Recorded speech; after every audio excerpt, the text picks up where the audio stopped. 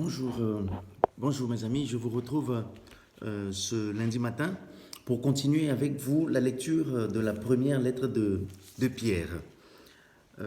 Nous arrivons au verset 22 du premier chapitre, donc c'est la fin du premier chapitre de la lettre de Pierre à ces communautés éparpillées, ces communautés qui sont de la province romaine.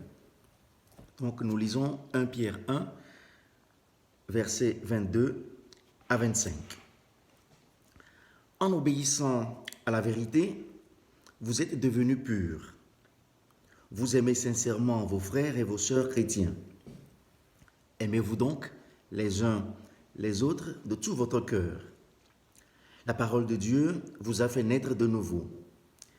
Et cette parole n'est pas comme une graine qui meurt. Elle est vivante, elle ne meurt pas, elle dure toujours. En effet, les livres saints disent « Tous les êtres humains sont comme l'herbe et tout ce qui les rend importants est comme la fleur des champs.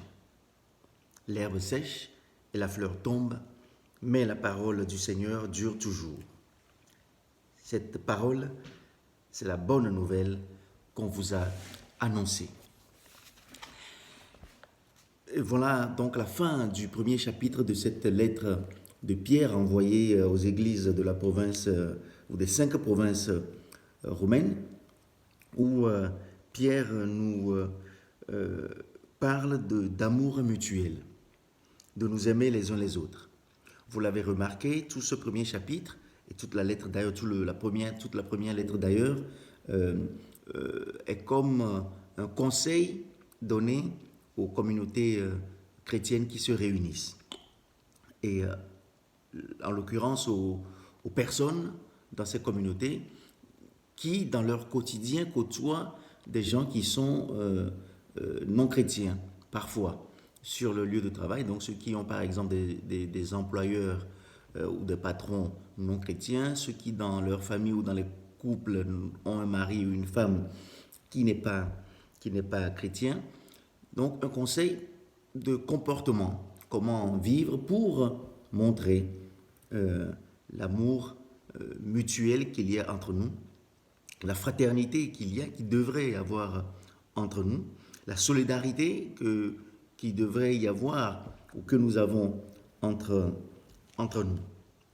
Et ici, l'apôtre nous parle de l'amour en nous disant d'obéir à la vérité, c'est-à-dire d'obéir à la parole, la bonne nouvelle que Jésus a enseignée et annoncée. Et il nous dit, vous vous souvenez, la semaine dernière, il nous parlait déjà de la pureté ou de la sainteté à atteindre, et là il nous dit, en obéissant à la parole, vous êtes devenus purs.